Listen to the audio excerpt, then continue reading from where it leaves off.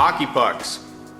Hockey pucks. One here, and maybe I didn't come out so bad because he bought me a dozen of them. I got 12. Do you see where we're going with this yet? We may have just quite literally made the worst automotive parts trade deal in history.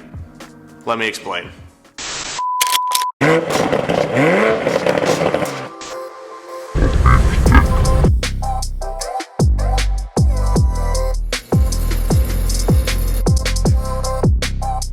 Alright guys, welcome back inside the shop for another video. Today I wanted to talk about a trade deal, probably the worst trade deal I've ever made, but simultaneously it kind of made my day at the time. We had a good laugh about it. This pertains to one of my friends and his builds, and it really got me thinking about how the automotive industry, car culture, you know, we talk about a lot of things that are negative. Whether that be difficult repairs, engineers, the industry pitted against the technician, that kind of thing. This is going to be a little bit more positive, even though I said we have this terrible trade deal that we're going to talk about. But I've been involved in a lot of different activities and hobbies throughout my life. You know, this isn't everything I do. You know, whether that be martial arts, sports, hunting, fishing, outdoor stuff, and then cars. And without a shadow of a doubt, some of the craziest, wildest, and most random stories about how I met some of my good friends comes from automotive. So that's what we're going to talk about today. We have to give a little backstory on how this terrible trade deal came to fruition, and it has to do with the Mountaineer. It has to do with the Mountaineer, and we kind of got to back up quite a bit for this. So I'm going to take you back about 2 years ago when we first got the Mountaineer. I don't have any pictures of when the Mountaineer was in grandpa mode and it was completely stock, but it looked like this.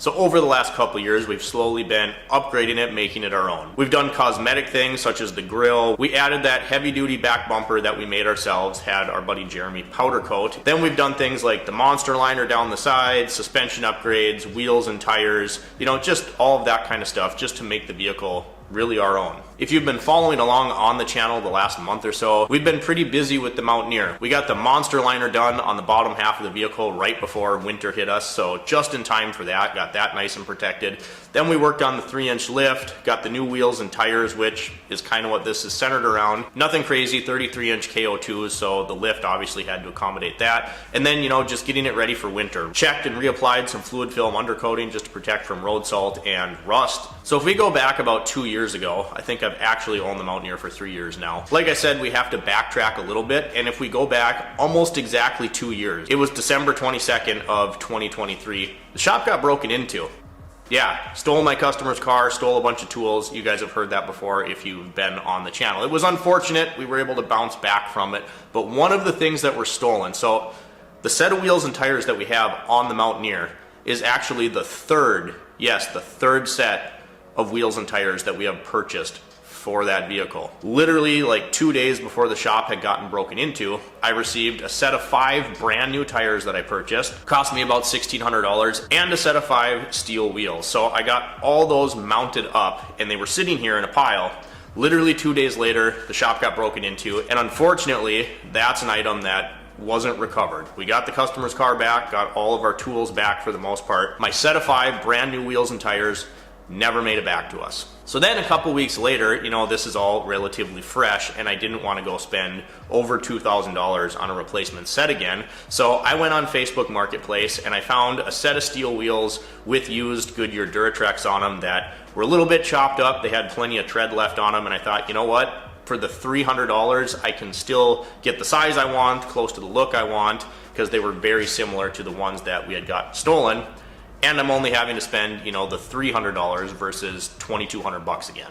So we went and picked up those wheels and tires, and I was pretty happy to have found them because they were almost the exact same wheels I wanted and a very similar tire. I wanted, you know, an aggressive all-terrain TA, but I did not want to get into mud terrains because they're terrible in the snow and ice. So I got pretty close to what I wanted, but it always bugged me that they were used. You know, the wheels had a little bit of rust on them, the tires were chopped up a little bit. Not terrible, but enough to hum going down the road and kind of bug me. So I squirted a coat of paint on the wheels just to make them look a little bit better because they kind of had rust spots, you know, coming just about everywhere. And I ran those wheels and tires for about 2 years. Fast forward to about 2 months ago, one of my customers texted me and he said, "Hey, I have these 33-inch takeoffs. I have a set of 5. They're BFG KO2s, which are my favorite tires. When I bought my Jeep Rubicon, they came on there, and I went to 35s right away. So they have 30 miles on them. They're literal brand new takeoffs. Do you know anyone that could use these?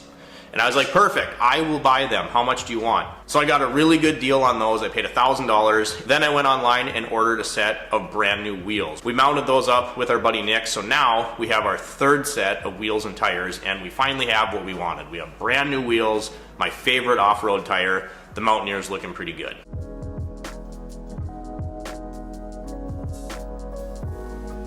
So then for about the last week, I've just had this second used set, the Marketplace set, sitting here in a pile, and I'm like, you know what? I could put these on Facebook Marketplace, maybe get $300, $200 out of them. So hadn't gotten around to it. They were sitting here, and I was kind of debating keeping them around just to have a spare set of wheels and tires. But I really should list these. This is where the trade deal comes in. My buddy Jamie is building a WJ. I'll see if I can get a few pictures from him, put them in here. And I get a text from him last week, and he's like, hey, do you have any 31 to 33-inch tires laying around? I'm just looking for tires. I want to do a mock-up and see, what I can fit on the WJ with this lift and all the stuff that I'm doing. I glance over and I look at this used set of wheels and tires, and I'm like, wait a minute.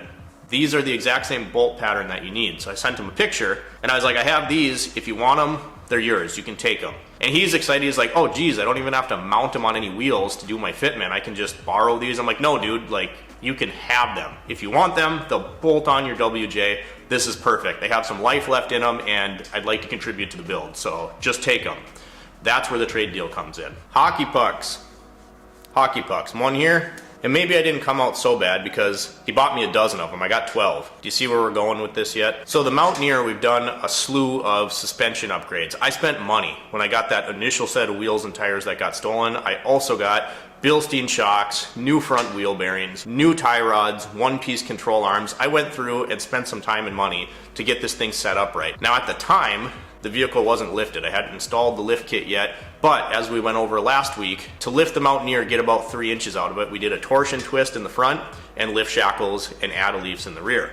To do anything much more than that, it really isn't practical unless you ditch the torsion bar setup. So that means go to a coilover conversion kit or a solid axle swap, which I would love to do in the future. Lots of people have done it. It is something that can be done, but it's very expensive. It's time consuming, and at this point in time, the Mountaineer is still kind of our daily driver. So we got the 3 inches out of it. It rides decent. We did not fully max out that torsion bar setup. And the goal here with the Mountaineer was never to build, like a serious rock crawler. If I wanted to do that, yes, you could do the solid axle swap, which again, costs a copious amount of money. But you really don't want to start with something that's torsion because it's just a lot more work to get it done. So right now, the truck being a daily driver, that 3 inches is about all we could get out of it. We made the wheel well liners, we clearanced everything, got it so our 33s wouldn't rub, and I think it looks fantastic. I really like the way it turned out.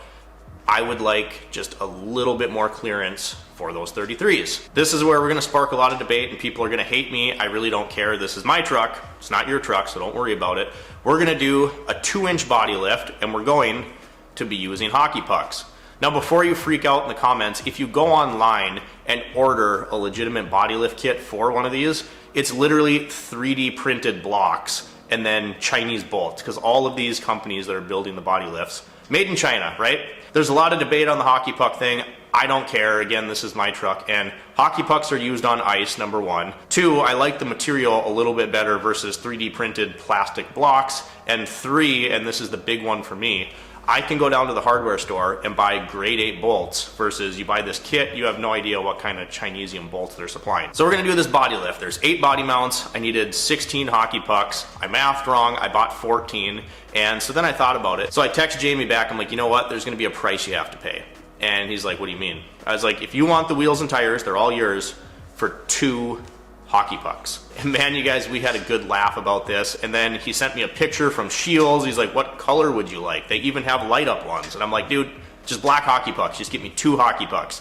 He shows up here and he hands me this bag of 12 and he's like, here, I figured maybe you could use some more in case you mess up. And this stuff to me, you guys, is what car culture, the enthusiast side of things, is all about. I met Jamie like 12 years ago, just randomly in tech school, rented a shop, a space within a shop, and he was there, my buddy Kyle was there, and we've all been friends ever since. This just got me thinking about how crazy it is, the way that I have met some of my friends, you know, throughout the automotive industry, and some of the crazy things that we've been involved in. That shop where I met Jamie was called Random Shit Shows Up, and boy oh boy, did random shit show up. We had such a good time, whether it was turboing a GTO and then blowing the clutch, and then the clutch seemingly working again. Pontiac Grand Prix with a 3800 with a turbo on them, over 200,000 miles, drained the oil and the coolant out, couldn't kill that thing. 3800 just ran forever. He also had a Chevette that was supercharged, and we would go drift it around the parking lot until the tires popped,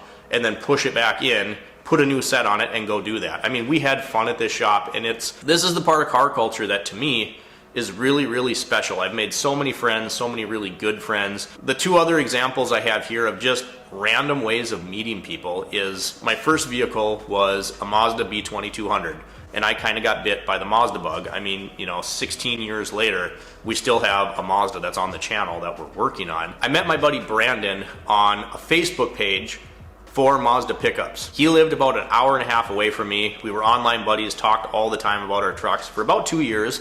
And then randomly one weekend, I'm like 18 years old, he turboed a Mazda pickup, and I just went down and spent the weekend with him and dinked around on his truck, went to some dirt track races. We've been friends ever since. So that's been another one that's been, you know, literally over a decade. And the only reason that I met this guy was through the internet and through cars. The other friend that kind of came about the same way has probably been on the channel the most, and that would be Orville, Monster Squash Racing. Do a lot of drift stuff with him. He's a fantastic guy, one of my best friends. And I met him because he saw the YouTube channel. Now, Orville wasn't close to us at all. The drive to get to his place, to our place, was literally almost 24 hours. And we probably talked for about 3 years, you know, bounce car ideas off each other. He'd keep me updated on his drift car build, stuff like that. You fast forward that 3 years, and he messaged me, and he said, I want to check out the drift track that is local to you. So I'm planning on coming up this week. And I'm like, this is sweet, dude. You know, here's this person I've talked to for like 3 years and consider a friend. I've never met him. And he messages me and he's like, where's a good spot to stay up there? And I'm like, dude, you can stay with me. You're going to be up here for a week. I've talked to you for like 3 years. Grab a trailer, get the thing up here, and we'll have a good time. That was like 3-4 years ago, and we've been friends ever since. And he actually lives fairly local in the area now. He liked our drifting program so much that he actually moved up here. So he went from living like 24 miles away to literally now he lives like 45 minutes from me. And this stuff is just crazy, you guys, and I think it's really special. You know, he randomly saw one of our YouTube videos on the internet, and I get one of my really, really good friends out of the deal. So all of these things, you know, not just the friendships, but then the experiences that you have, you know, almost dying in a Chevy Chevette, drifting around until the tires blow off, getting me into drifting. I probably never would have built the Audi drift car, went to drift school, went to events, if that wasn't for Orville. So he introduced me again into another facet of the automotive industry that's now a really fun hobby, something I really enjoy. All because I met them on the internet. That's what I had for you guys today. I was just thinking about how crazy it is sometimes that our hobbies bring friends that, you know, if I wouldn't have a YouTube channel, if I wasn't into Mazda pickups, you know, all of these things, it's just super random. And the thing that brings us all together is we're all dumb enough to work on cars and enjoy this as a hobby. If you guys enjoyed today's video, please drop me a comment down below. Like and subscribe if you have not already. And as always, thanks for watching. We'll catch you next time.